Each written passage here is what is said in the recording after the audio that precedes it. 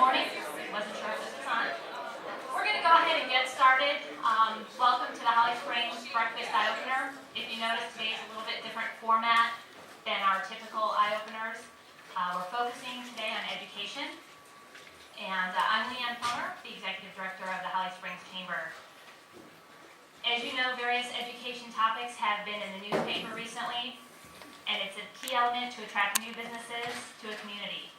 A strong education system drives a well-educated workforce and a strong economy. The Chamber has heard that education is a specific interest of many businesses, especially our members that are associated with the real estate industry.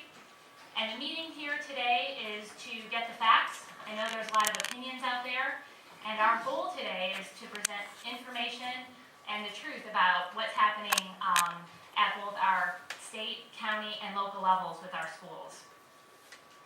This presentation is being put on by the Holly Springs Education Committee of the Chamber, and it's the first of a series of informational sessions that we'd like to present. We only have a brief time today, and I know we won't get to every topic that everybody wants to hear on. So the Chamber is going to put out a survey at the end of the week. We hope to get your feedback on different topics or special interests that you'd like to hear more information about. We hope that this kickoff event creates an opportunity for an ongoing dialogue. Before we introduce our panel, I'd like to recognize a few members from our audience. I'd like to thank Mayor Dick Sears, Council members Jimmy Cobb, Linda Hunt, and Tom Sack for joining us here this morning. I'd also like to thank and recognize many of our area schools from Holly Springs principals that are also here in the audience. So thanks for taking your time out of your schedule to come and hear this information today. I'd also like to introduce the Chamber's Education Committee. It's a small committee of 4, including Tom Wyrick of Wizard Academy, Jeff Westmoreland with Bowler Engineering. We have Marco Ramirez with the Craft YMCA, and Phyllis Sharp with the Holly Springs Academy. If you're a member of the Chamber and interested in getting involved with the Education Committee, I encourage you to contact me at the Chamber office. We'd love to have your input and your assistance in making sure our members are well educated about what's going on in education and workforce development. I mentioned today that our sponsor is Wizard Academy of Mathematics and English, and I'd like to turn it over to Tom to say a few words about his business. Thank you very much for coming today. I want to thank the Chamber for allowing us to help support the families, the students, educators here in Holly Springs through our efforts with the Holly Springs Chamber. We're very proud to sponsor the new Educator of the Month Award, being given monthly to an educator in a Holly Springs school. We'll be able to get around to each school twice a year. We hope to continue that for quite a while. And we're very happy to sponsor this today. My wife and I are spending our second chapter of our life supporting education in Lake County. And we meet with hundreds of parents and students and teachers every week. And so the kind of topics we're talking about today are certainly on the top of mind of those individuals. So we look forward to a good meeting today. And I want to thank our speakers for coming. Thanks, Tom. I also want to mention, because of the high level of interest in this topic, the town of Holly Springs has graciously agreed to video record this program so that we can put a link on the website for those that were not able to attend, again, to get the information. So thanks to the town for their assistance on that. We're going to move on into our program today and introduce our panel of speakers and thank them for generously taking their time out of their busy schedules to discuss the important issues relative to education and the businesses in Holly Springs. Panelists were selected to represent the state, county, and local levels of education as well as their specific areas of expertise. I'd like to go ahead and introduce our speakers, and if they would like to stand and join us on the stage so we can move forward with our presentation, that would be great. I'd like to introduce and welcome State Representative Paul Stam. Thank you for joining us. Wake County School Board member Susan Evans. Assistant Superintendent of Facility Joe Desiremore. And the Area Superintendent Lloyd Gardner. The format have one of our committee members, Jeff Westmoreland, that will be the moderator to make sure that we try to stay on topic and stay within our time frame, but really try to hit some of the key aspects of what's important. We also will try to, if you can hold your questions to the end, we're going to go ahead and try to field some questions from the audience towards the end of the presentation as well. So without further ado, I'll turn it over to Jeff.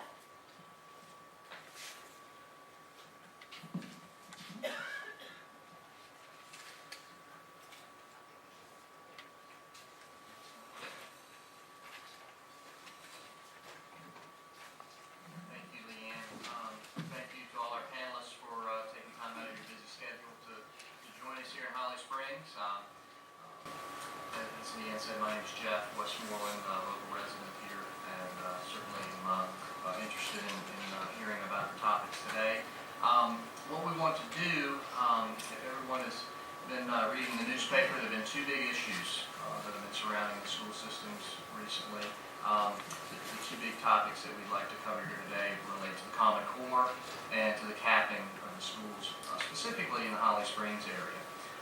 So what we're going to do is spend a few minutes with some questions in those two broad areas, give each of you a chance to address those topics, and then turn it over to the audience for questions. So Representative Stam, if we could start with you. I think it's probably appropriate to start sort of at the state level. There's been a lot in the news recently about the budget. Certainly teacher pay was part of that, but also a hot news item was the Common Core. And so if you could maybe give us an update from the state perspective on the curriculum changes and the committee that's being put together for that. Thank you very much. In those two words, Common Core, is about 30 different issues. There's both more there than meets the eye and less than meets the eye. Much of what is referred to as Common Core is not actually Common Core, but is just sort of the peripheral things that people either like or dislike about curriculum or testing that somebody will attribute to Common Core. What Common Core is the actual standards. Every 5 years, the State Board of Education reviews and readopts standards in subjects like English and math, which is the subject of Common Core. And we're about in the 3rd year of that. So we'll have new standards in about 2 years. The legislation requires the State Board of Education to thoroughly review with the commission, and one of the members of the commission, I believe, will be from Holly Springs. I'm not quite sure of that. That have the following criteria: that they'll increase the level of student academic achievement, meet our priorities, that their age level and developmentally appropriate are understandable to parents and teachers, and are among the highest standards in the nation. And I'll just give you one example so you know what I'm talking about. The standards themselves are very general. But when you get down to the actual homework that the parents may get, I received some from a very bright 2nd grader, and he got a lot of them wrong. I teach 4th grade Sunday school, so I took this paper to the 4th graders, and they got them all right. So the question was that actually age appropriate, some of the things there? And a lot of parents complain, we don't understand what they're talking about. So for example, and now you'll know what you're talking about, 3 plus 4 is 7. We agree on that? In teaching this, subtraction and addition to 2nd graders, on the papers, this particular teacher said 3 and 4 are partners to equal 7, and then you do various word studies to figure out how addition and subtraction work. But a person who knows the English language and the meaning of partners know that there's nothing partners about 3 and 4.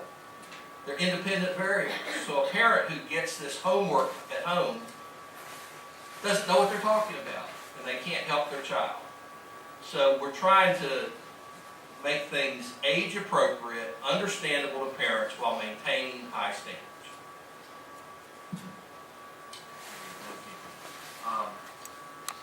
Ms. Evans, related to curriculum topics, Wake County is in the middle of developing a new strategic plan, updating plan, and one of the focus areas that's published talks about offering students quote, a wide-ranging curriculum is one of the focus areas. So picking up on sort of curriculum-related ideas, can you talk a little bit about the strategic plan in general terms, and also possibly how the curriculum component would be a part of that? I'd be happy to give an update on where we stand with the process. It's a very exciting process. We're embarking on trying to put together what will represent our major focus areas for the next 5 years for the school district. And we're working with some consultants, and we have our superintendent, Dr. Merrill, who's been with us just a year, so this is his opportunity to put his flavor on things.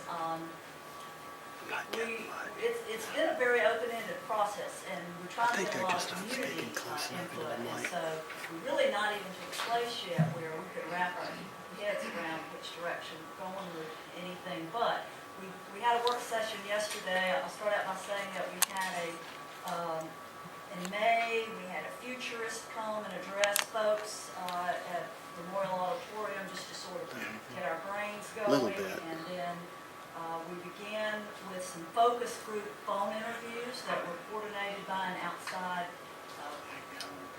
agency that is adept at screening and analyzing those types of things. And we focused with groups of parents and students and business people and people who didn't have students in our schools but live in Wake County. I'll work on it later. Very open-ended phone interviews and gathered, sort of some consensus around some key issues, and then we took it a step further and we had an online survey that was fairly in-depth, and I'm happy to say, and this all just took place this summer, we had 11,000 plus people in this community go online to complete the survey, which is, the consultants that were here yesterday said they had never seen that type of response. So that says what we already know is that the people in this area believe in Wake County Public Schools, and they're engaged and want to be involved. So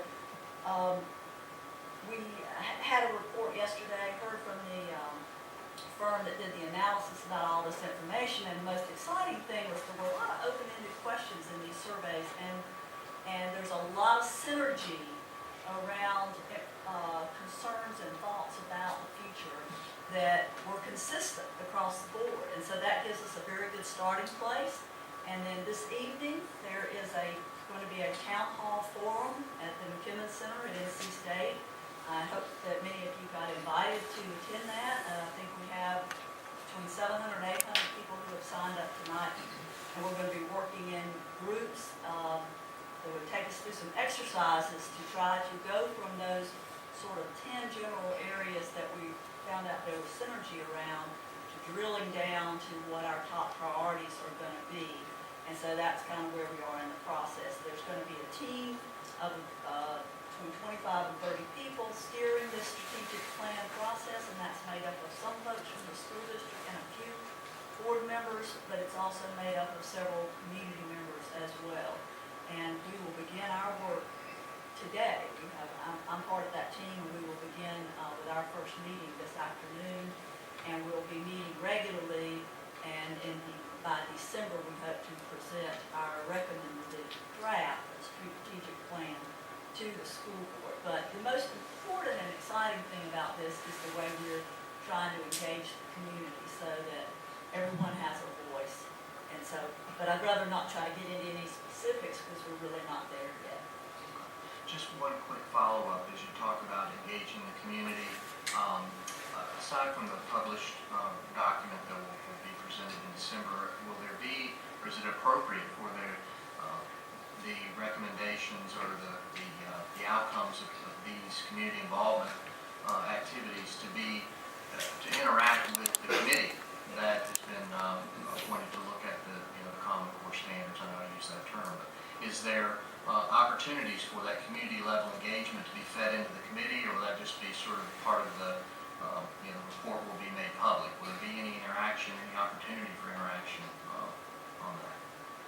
Well, I mean, there will be along the way, just in terms of the fact that there are community members on this steering team that represent all different factions of folks across the county. Beyond that, I don't know, how the process would work, but I certainly think there'll be opportunities for input. Now, if you mentioned something about the Common Core. I do want to say that I agree with all of Stan's comments.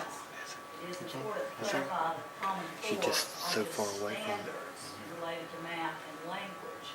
And in the state of North Carolina, have to take those standards and develop a curriculum. But the curriculum is developed at the state level, and we at the local level have little control over that. Mr. Gardner, talking about standards and bringing it back to the local level, can you tell us, how are our students performing? We've heard some anecdotal evidence, and certainly we all have kids here, and we see their homework that comes home. And but can you talk a little bit about student achievement under these standards that we're operating on today? Are there things that you see in the school system that certainly are worth saving, and are there things that you see that are possibly problematic or certainly need further evaluation? Well, thank you. And I appreciate the opportunity to talk about the achievement performance in the Holly Springs schools. And just on behalf of the principals, I want to thank you for providing this type of forum in which we can have schools and community leaders engage in very important educational topics. So we appreciate this opportunity. I believe the Holly Springs community can be very proud of your schools. You have a strong network of school leaders, talented teachers and staffs in your respective schools. And although this past year was just the first year of implementation of the Common Core, please know that anytime there are new and revised standards, that teachers and school leaders take great time in diving deeper into how those standards impact classroom instruction. Although I can't comment officially on the 2013-14 school performance data because it has not been officially released from the state, it will be in the fall, I can tell you that preliminary data for this past school year shows very positive gains across elementary, middle, and the high school for Holly Springs. Positive gains in both proficiency as well as positive gains in students' academic growth. And just to put that in context for the Holly Springs schools, you will be pleased to know that the trend over the past 10 years for the Holly Springs schools have been that the schools, all schools, have met or exceeded expected growth. And that is a true highlight of the leadership and the quality of instruction occurring in the schools. Just to be a little bit more specific, with looking at some certain academic years, like 2011-12, as well as the 2012-13 school year, all of the Holly Springs schools fell above the Wake County composite scores. Again, a tribute to the work that's occurring in the classrooms. For the middle schools, grades 6 through 8 met expected or exceeded the growth in reading for 2013. In science, grades 5, 8, and the biology at the high school level met or exceeded growth in 2013. And when you're looking at all the schools, it's comparable data across the levels as far as the range. At the elementary schools, there's about a 7-point range among all of them. At the middle schools, there's only a difference of a 2-point range with regard to where they fall with their composite scores. The graduation rate at Holly Springs High School last year was 91.5%. All of the schools could probably share with you specific individual school recognition and awards, but two that I'll highlight in particular are two that were granted to the high school this past year. Holly Springs High School was included in the U.S. News and World Report Best High Schools list, and Holly Springs High School was in the top 10 high schools in the state of North Carolina. So I believe those particular student performance data reflect the strength of the instruction that's occurring in your classroom, the clear focus on instruction and the delivery of instruction, and the support that teachers are providing to increase student achievement. As I stated earlier with regard to the Common Core, anytime you are implementing new or revised standards, it takes some time for teachers to really dive into understanding an in-depth knowledge of those standards. And what the standards have afforded and will afford is a consistency in the expectations that we have for students throughout the state as well as throughout the nation. wherever a student goes, within the state or outside the state, there are these uniform standards of academic requirements that are expected for a child to meet. Now, going further beyond that, those are standards. Putting in the context of delivery of instruction, the standards are framed and set and requiring students to really build a skill set beyond the rote memorization of facts and content. You have the content, but they're grounded and framed in a higher level skill set such as critical thinking, creative problem solving, working collaboratively as teams, strong communication skills, strong analytical skills, rather than to state back a particular content, they're challenged to apply the content in different types of applications as well as different types of settings. And if you look at the research of what businesses and community leaders are requiring now, those are the skill sets that are being asked of our new graduates that are entering the workforce, that are going to college, going to the military to be able to do. And so to be college and to be career and to be citizenship ready, these skill sets in which the standards are framed are critical. And so it is requiring teachers to look at the way they deliver instruction and to be able to assess and deliver instruction that causes students to do and exercise those very skill sets of analyzing, creatively problem solving, being able to communicate and apply effectively. So while this has been an exciting year in trying to get our arms around the Common Core standards, I know that we will continue as we go into the second year of implementation, even a further deepening of the Common Core and how it impacts the instruction we see in classrooms. That's really great. I think we should all be really proud of the Holly Springs schools. Those are exciting to hear that our students are doing really well. Mr. Desiremore, when we talk about the achievement of students and providing them with instruction opportunities and supporting our teachers, if we think about it from a facilities level, and we're talking about new schools or looking at existing schools and thinking about how the world is changing and how our students are learning is changing, are there things that affect your job and as you're looking at facilities, either planning facilities or again looking at some of our existing schools? Are there things that you bring into your everyday job that sort of kind of relate to this kind of curriculum topic and the way our students are learning and what they're being taught? Definitely. And let me also take the opportunity to say thank you for this opportunity.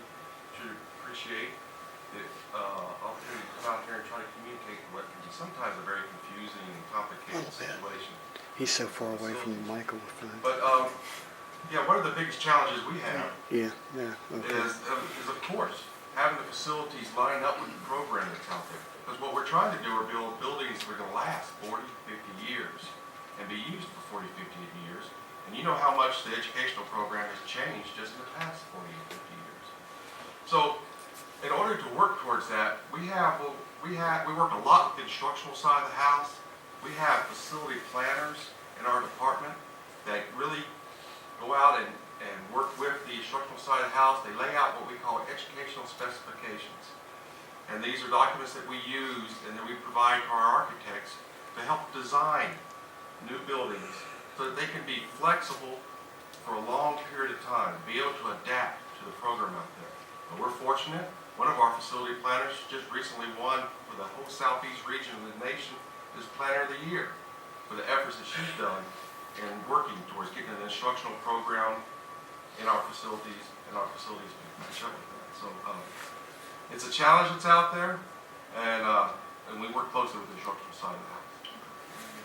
Yeah, add something Go on that. ahead. Absolutely.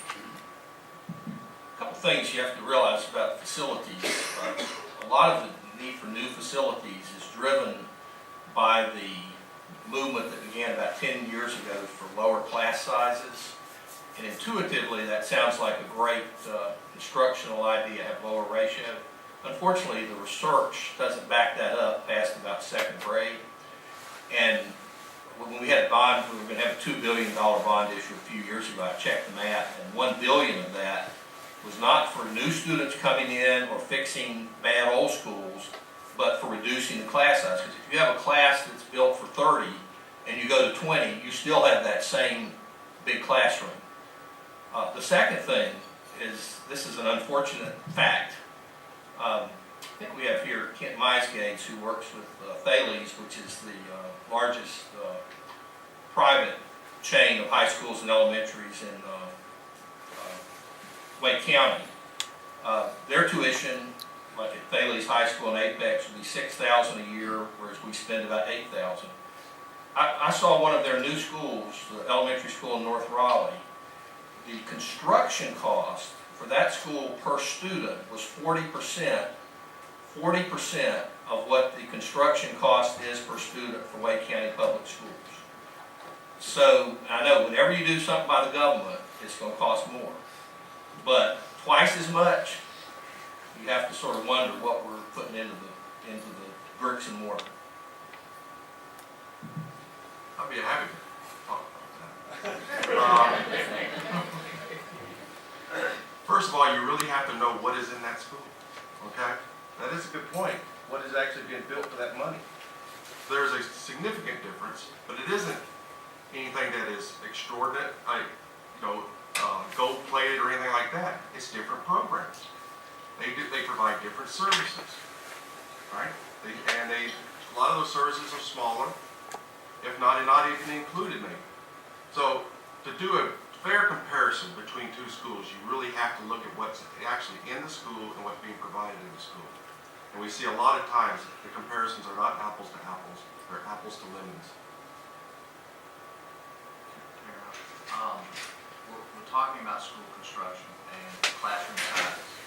One of the things that is facing our county and certainly is facing the Holly Springs area is the issue of capped schools.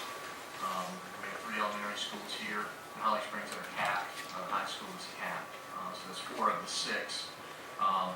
There is, I know, a growing concern, certainly in the real estate community, about folks that are moving here. We've talked about the great student achievement. The area gets accolades every day. It seems like there's something that new reported about this is the best place to live. Holly Springs is the #1 community to raise kids, I believe.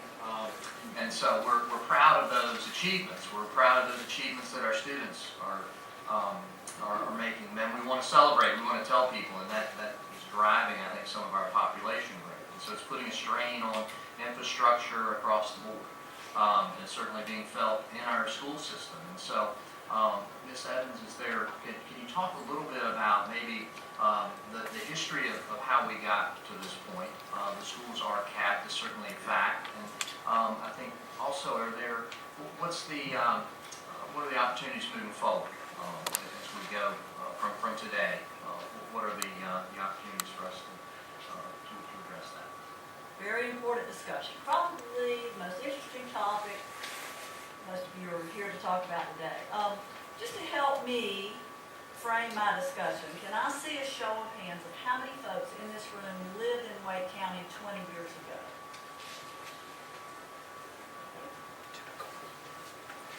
How many have lived here 10 years or less?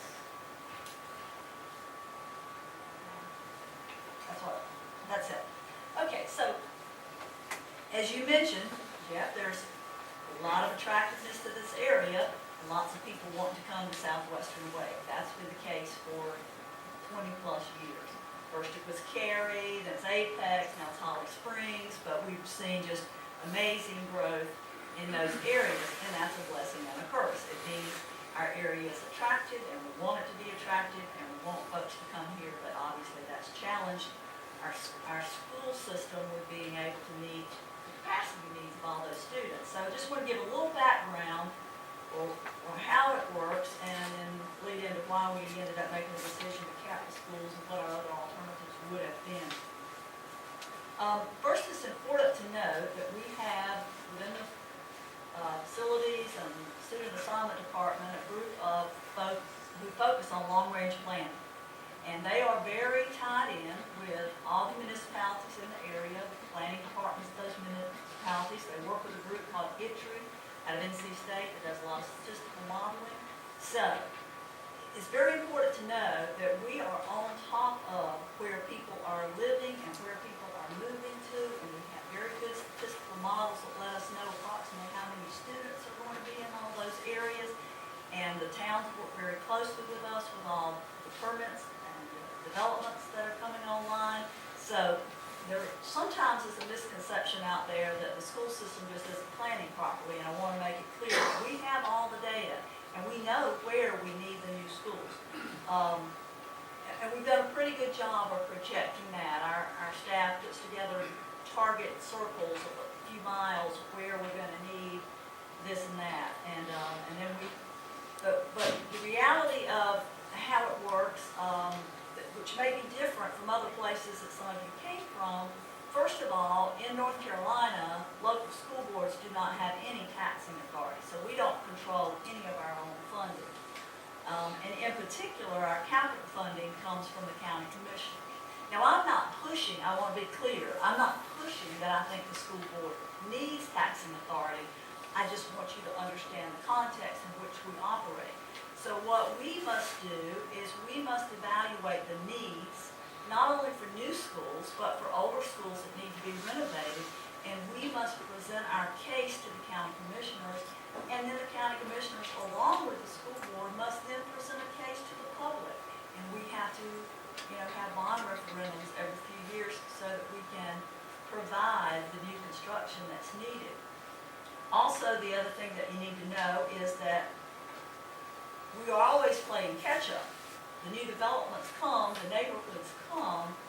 There isn't any structure in North Carolina that will allow for municipalities to impose impact fees on developers to collect funds to support the infrastructure of schools.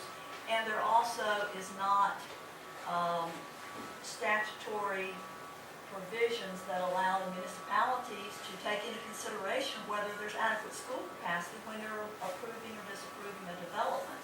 So it's just important to know that just by default, we'll always be playing catch-up. The development's going to come, we know they're coming, but then we've got to make our case and then we've got to get the money. So that sets the stage for why we're, for the last 25 years, at least, and I've lived in the county for 34 years, so I've been very in tune to how we've changed, how we've constantly growing, which is a great thing. But it has challenged us to continue to find enough seats for all our students at any given time. So what we're faced with in those periods of times when we're trying to play catch up, as you well know, we did pass a bond in the fall, and we're very grateful to the community for that. And we will be able to build 16 schools with that funding and renovate a few others. But the need was greater than that. The list that we put together, that we took to the county commissioners, was greater than that. But our board, as well as the county commissioners, also knew that we had to be realistic about the total dollar figure of a bond referendum that we felt like the community would be willing to absorb. So we had to cut back on that list of projects and just determine the ones that were the absolute highest priority for this next 3-year period, which is what we expect this bond to cover. And so the expectation is we'll be coming back to the voters in 2016 or 2017 with another bond referendum to cover the next few years. So with that in mind, where we are today in West Cary, and in parts of Apex and in Holly Springs in particular, and a few other places in the northern part of the county, we just frankly are running out of finite space to accommodate all our students at this moment in time. We have already, our staff does a great job of working with the principals at each school, and the principals do a great job of maximizing every inch of space they have in those schools, and that means being very creative. I mean, we have schools where none of the counselors, resource teachers, music teachers, or art teachers have a classroom, and they have to, just work off of a park or in the corner of a hallway so that we can use every available space for our students. As most of you are well aware, almost every one of our campuses has mobile units and modular classrooms.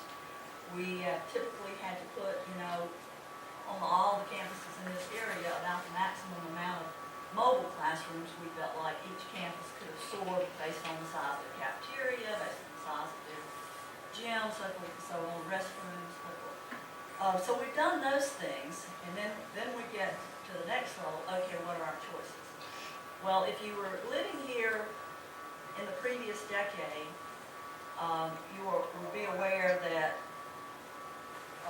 the school board of the past just regularly redistricted base assignments to schools to deal with this rebalancing of population.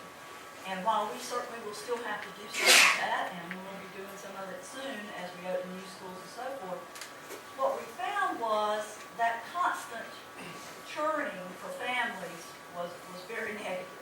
You know, having a family with elementary children, you know, potentially going to 2 and 3 different elementary schools before they finish their 6 years because their neighborhood would get reassigned to a different school zone just created a lot of angst amongst families, as you can well imagine. So the current board, and another thing that's had to happen a lot in the last 15 years is we had to turn to multi-track year-round schools. And the reason for that is, way back in the day, we had some year-round schools, but they were optional and application only, and people who came to those came because they wanted to. Then in the mid-2000s, we had to turn to just opening, in fact, I believe all of the new schools that opened under the 2006 bond were on the multi-track year-round calendar initially, or at least planned to be, as well as we converted some schools who had been just traditional single-track calendars to multi-track. So we also had to force that upon families, which for some people, the multi-track alternate calendar works very well, and for some families it doesn't work. So that was another thing that we had to do a lot of, and we'll have to consider some of it. So I wanted to let you know that those have been some of the other choices that we had to deal with the immediate stress that we have in the Holly Springs area. The reason the current staff and board decided to go with capping the schools was we felt like, let me just back up and define, we felt like capping would protect our existing families and cause the least instability for them. We recognize that it creates problems for new families moving in and some potential issues for the real estate community, but we just felt like it was the lesser of the evils, frankly. So for those of you who don't know what it means in our scenario for a school to be capped, basically once the board votes for a particular cap to go in effect for a school, an enrollment number has been identified at each of those schools, and they may not be at that maximum enrollment number at that moment in time, but by enacting the cap, what we're saying is as soon as that school reaches that maximum enrollment number, they can no longer accept any more students in general. And so then if families move into what would be the base attendance area for that cap school, they are then offered an overflow school that's not too far away. In this case, most of your overflow schools are in the Fuquay area, and the overflow school for Holly Springs High School is Middle Creek High School. And we provide transportation, so if you are assigned to an overflow school, you do, have bus transportation, so that is as part of the deal.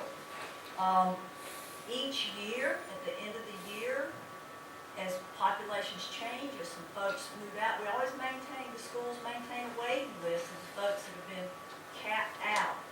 And anytime they can offer folks to come back into that base school who weren't initially able to be there, they will offer that. Now, some people will choose to stay at their overflow school because they developed a great relationship there and are happy to stay. So that's how capping works.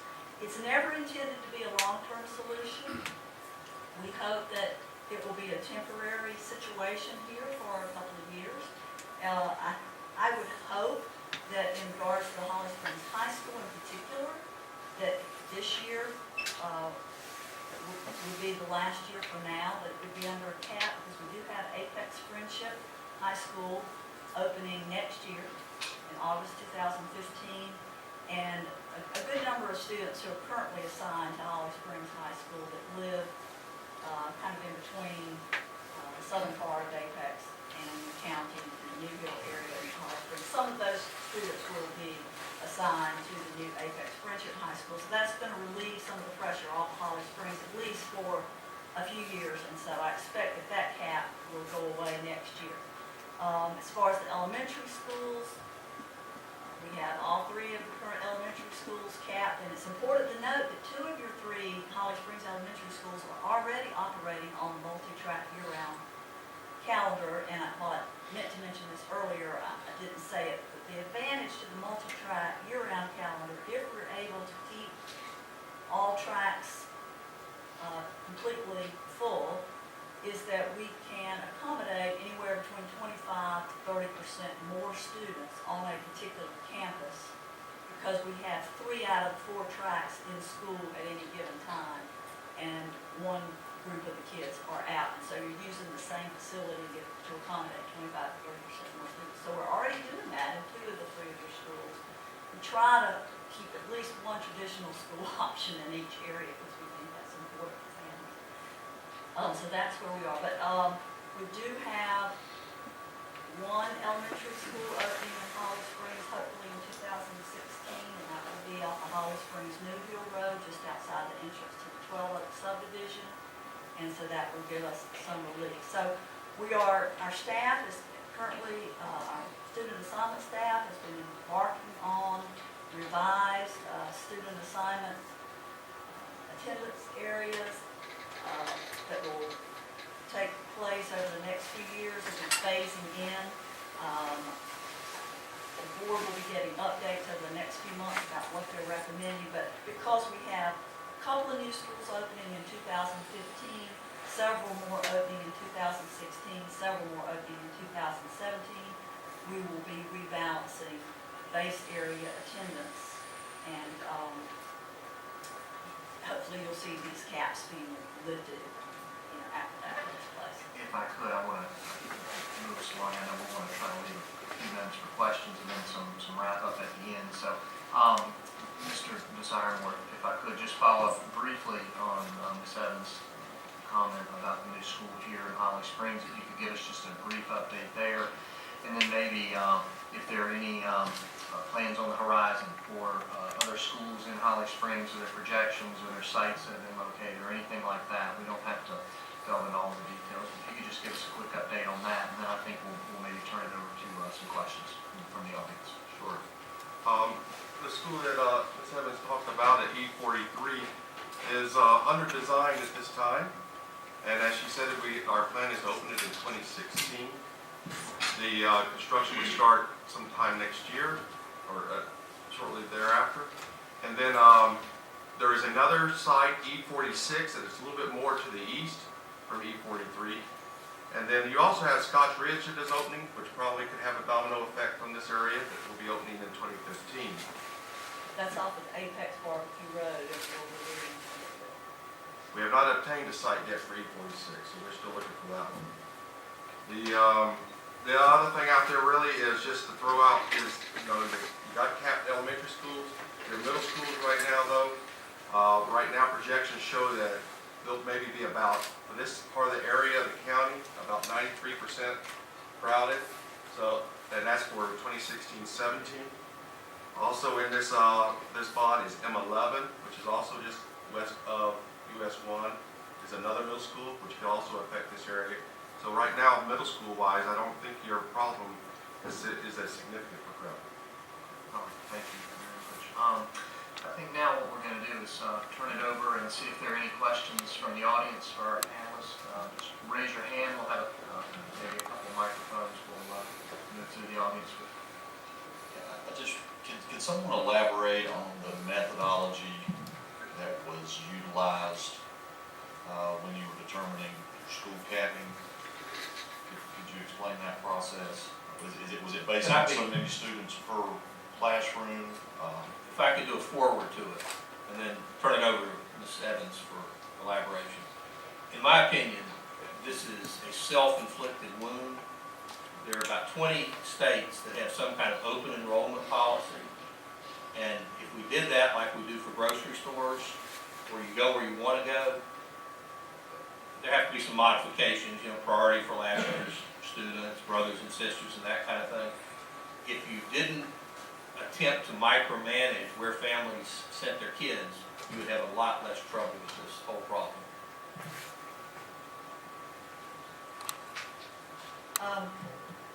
To answer your question, I think that I tried to allude to it a little bit already. Like I said, what we do when we realize that we have a lack of capacity in a particular area, our staff comes to us with recommendations, and they go through a whole series of thought processes. We start with, is there any way we can repurpose the building to get any more students in that building? Can we add any more modular units? And then we've done those things to these schools. Then after that, we look at what our other alternatives are, and that is possibly changing the calendar of a traditional school to a multi-track school, reassigning and actually drawing different base attendance areas for the schools. And what that would have meant is that we would basically have to draw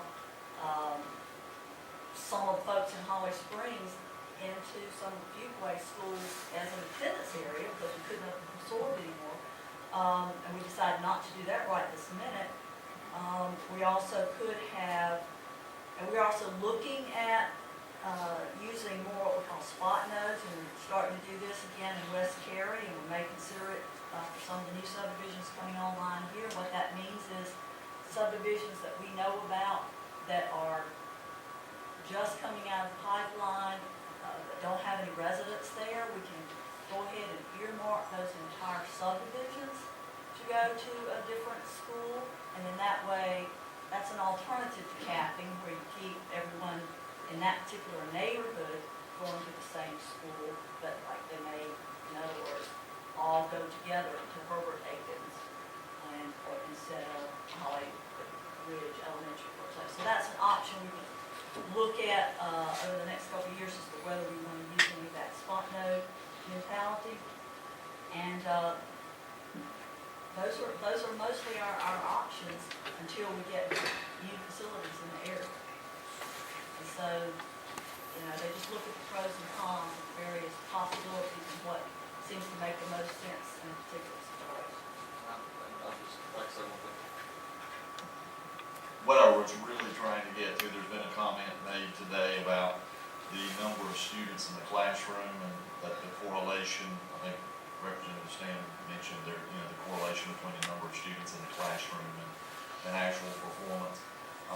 In second grade, at least I think some of the studies, perhaps you can touch on those, doesn't necessarily correlate to a better quality education. I was curious if there was is there a cap on the number of students per classroom that you were looking at, or a maximum of students per classroom standard that you were utilizing when you arrived at the cap?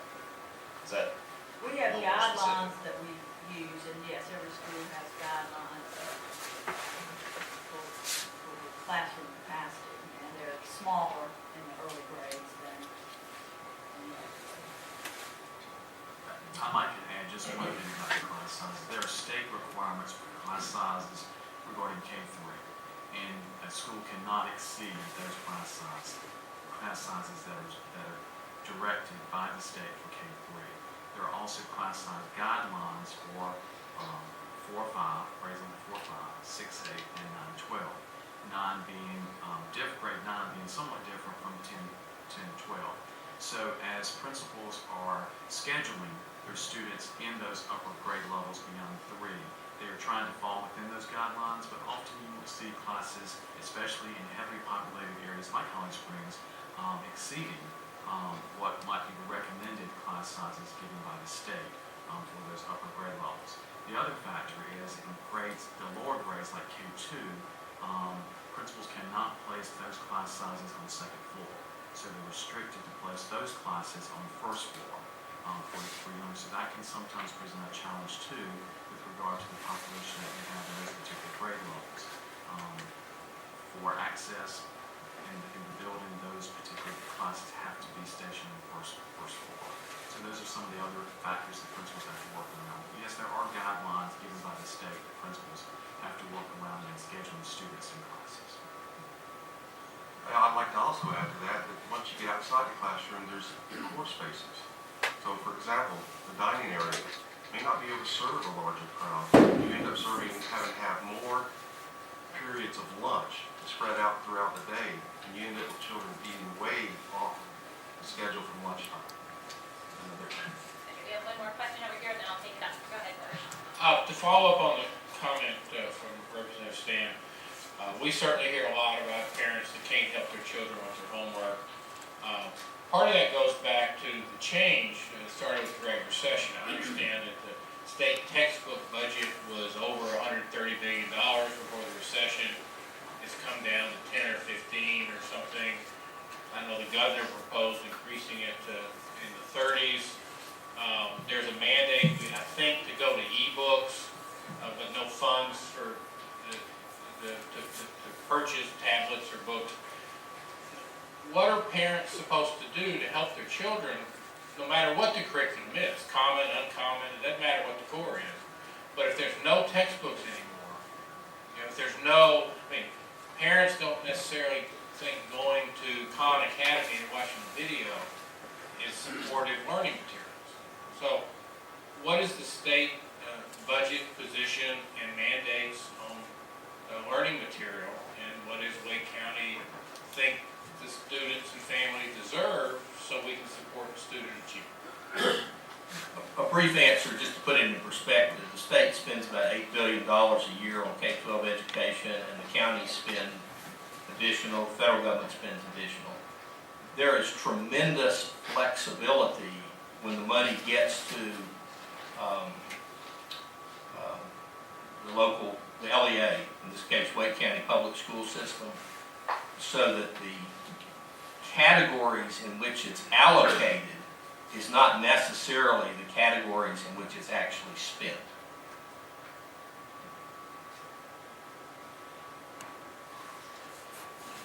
We're going to move on to another question if that please the answer. Ms. Evans, did you, from a Wake County perspective, did you want to add anything to that? I would certainly say that has been a real challenge over the last 6 or 7 years to meet the academic needs of our students with minimal budget for textbooks.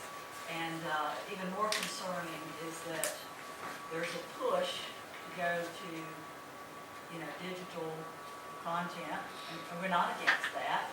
It works for most students. It might not work for every student, but we still think there needs to be some textbooks. But even in the push for, towards digital, our challenge has been that we're doing the best we can to keep up with technology, but we don't even have any money in our operating budget for infrastructure in our schools, networking and so forth, to help us with technology. And so we have to turn to our bond referendums typically and get that money that way for our technology upgrades in terms of, like I said, wiring and so forth.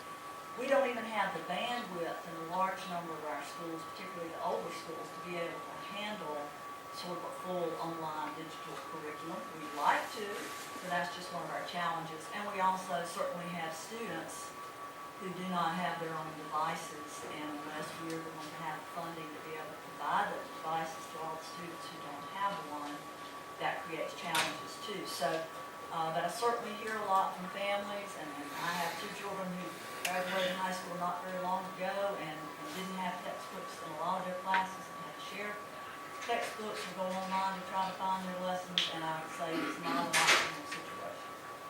Okay, we're going to try to get a few more questions. What percentage of your waitlist students in the elementary school, specifically Holly Ridge, actually get into the school, and how long does that typically take? I'm gonna tell you the truth, I don't have access to that information. Our staff handles, the student assignment department handles all of that. Throughout the year, I don't think there's a lot of churn, but I think at the tail end of the year, you might see a little more churn. And so some people get to come back the next year who are capped out the next year, but there may be a handful. And let me touch on one improvement that we did make on the capping scenario for this year and coming year. It used to be once the school reached the identified maximum enrollment number, that was it, everybody's capped out after that. Now we actually ask the schools to dig deeper and look at what grade level that particular student who's trying to register is coming into, because sometimes there might be a couple more spaces in fourth grade, but we're completely full at kindergarten. And so the principals have been working with the families, and now regardless of, whether they're at that maximum number or not, they're looking at grade level by grade level, and they're taking every child they can and take them in a particular grade level. That's all I can do. Okay, we're gonna try one more question and then turn it over for a wrap up. And then, as I mentioned earlier, if you have more questions, please send them to the chamber. We're gonna try to maybe revisit this at another discussion time as well. This is a question for Ms. Evans. It's regarding, the capping of the schools and the busing of children. And this is a rather personal situation. Holly Grove is what I'm referring to. There's a lot of students that are being bused into Holly Grove from 7 to 10 miles away. And between where they're being bused from and being bused to, there are many schools in between. But they're being bypassed and they're being bused to Holly Grove. I have a subdivision that has been approved by the Board of Commissioners here. Holly Springs Board was approved last night. 60-lot subdivision. It is immediately adjacent to Holly Grove. We have walking trails from the subdivision right to the schools. But yet we're being told that new students in our subdivision have to be bused to Fuquay, when the children can actually walk to school. I mean, you can see the property, you can see the buildings.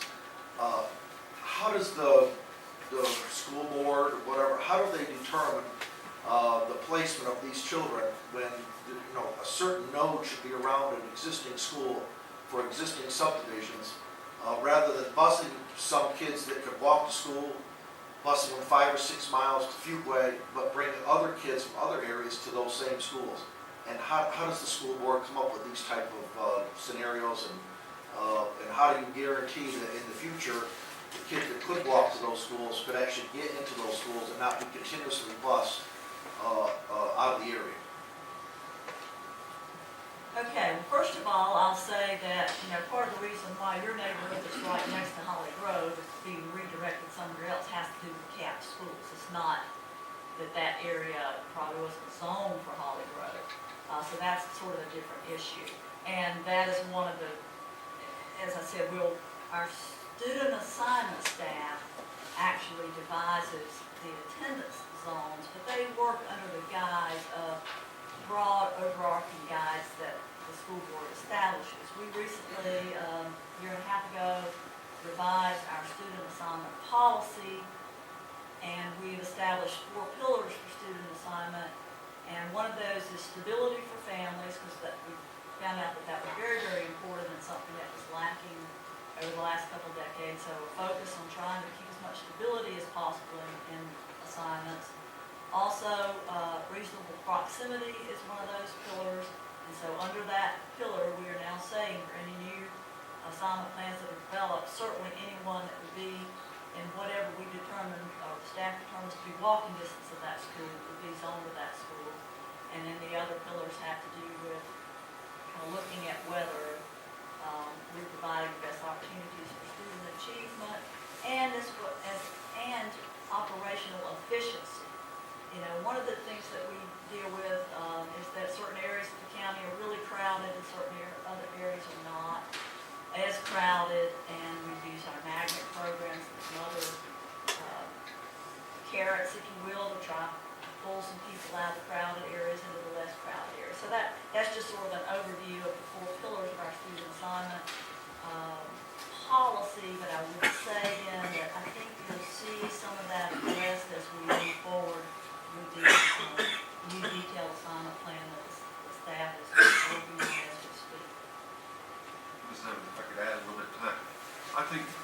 really the answer for the quick fix, or not quick fix, the fix, is more schools, okay?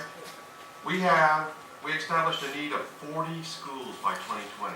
We're not building anywhere near that. What we're building is what we can afford at this time, and that's to match the growth only. So the big fix is 40 schools. As Ms. Evans said earlier, we're lagging behind the growth in the county when it comes to new schools. And that's what ends up resulting in students going to schools being bused further and further away for other schools because that area is full.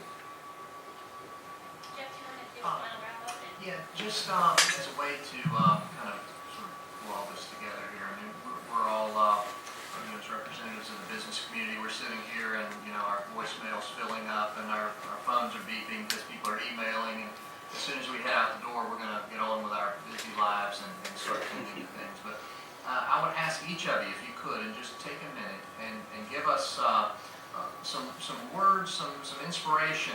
What can we do as a business community? Where are there opportunities for business leaders to engage at the state level, at the Wake County level, at the local level with the Holly Springs schools? Are there opportunities that we should be seeking out to not only just make our voice heard, but to make a difference, to support the school systems? I think we've demonstrated that our students are, despite all the issues that we've talked about here, our students are achieving. They're doing a great job. Our teachers are doing a wonderful job with the resources that they've been given. And so how can we as the business community support that? As we head out the door today, what should we be thinking about? We can start right here. Two brief things. One, don't be satisfied. Holly Springs and Apex students do extremely well in comparison to the rest of Wake County and the rest of the state. But our students, and especially our best students, do not do very well in comparison to other countries and other states on the National Assessment of Educational Programs. It's not as Merry Christmas as you might think. Second, be informed. Twice as many of you showed up as I thought, so I only had half the handouts. I'll email them to the chamber, maybe they can post some of them. With facts and figures that you need to have, we need to cover, for example, teacher compensation, and we'll have the exact figures on that. Be informed and don't be satisfied. Ms. Evans? Well, I did want to also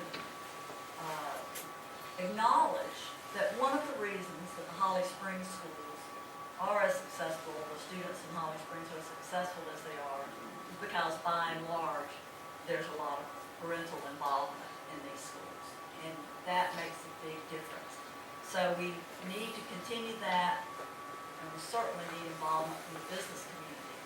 I would encourage each and every one of you here today that's in the business community to talk to these principals that are sitting right over here before you leave today and say, how can I help out at your school? But I will mention that in listening to the feedback from the survey results yesterday related to the strategic plan thoughts, and we included in those focus groups students who recently graduated, current students, and so forth, as well as teachers. We got quite a few comments from the student groups in particular, desiring the opportunity for more internships while they're in school so that they could experience real world jobs and experiences. And so, I would challenge the business community to talk to our middle schools and high schools in particular about how you can come out and participate in career days and how you might be able to offer some internships to our students. I would like to kind of tag along with what Representative Stam said about being informed. I'm glad to see the crowd that is here today. It's more than I expected. And there's a lot of opportunities like this. I attend a lot of different association meetings and different opportunities to provide this information. What I would ask you to do is remind people to try to come to these events, to learn, be informed. A lot of people don't get involved until they're affected by something. And that's too late, actually. You need to come before then so you know what's happening. So communication is a big thing for us so that you can understand why the schools are built the way they are and where they are. I believe if you ask any principal who is here and who leads one of the schools in this community, you would hear them say, continue doing what you're already doing. They feel the support that you have and you offer the schools. They feel the pride that you have for the schools in your community. They know how you embrace the schools. They also know the expectations you have for them. They too hold high expectations for their students, teacher performance, and overall student achievement. And they want you to continue to have those expectations and hold them accountable as well. There are many opportunities for you to partner with the schools through volunteerism, through the internships that have already been mentioned, to speakers bureaus, to also mentoring, also being in the schools, helping with students who may be at risk and not learning at the levels that they should be, whether it be reading in the classroom. Many of you already participate in reading programs that the school programs offer, as well as acceleration programs. So taking the time to have forums such as this to hear from principals about the needs they have in dealing with the wide range of learning needs that students bring to the school every day, and brainstorming and exploring opportunities to help support instruction, to support the classroom, and to support programming is always welcomed. We know that you often do family nights at your local businesses where certain funds are contributed to the schools to help support in many ways. Many of you participate in outside activities such as the Ridge Run, as well as many other mentoring programs that you already do. One of the things I've heard the principals recently say that has really reflected volumes of your support is your Chamber Educator Award that you've just started this year with regard to the recognizing educators in the school. Any little thing that can be done by the community to reflect the value you hold for teachers and teacher appreciation, whether it's a simple donation, a bag of markers and clinics or tissues for that classroom, speaks volumes to the value you hold as a community for teachers and what they do in the classroom.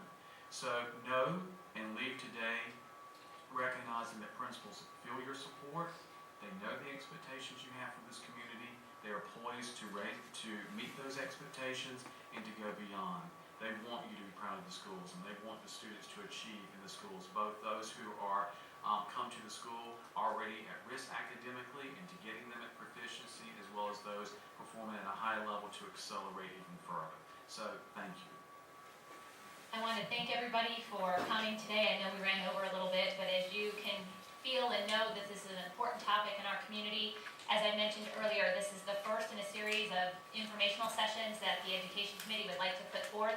I'll be sending out a follow-up for your feedback in terms of what is the next step in terms of who we want to come and what kind of presentation would be helpful to you in your businesses.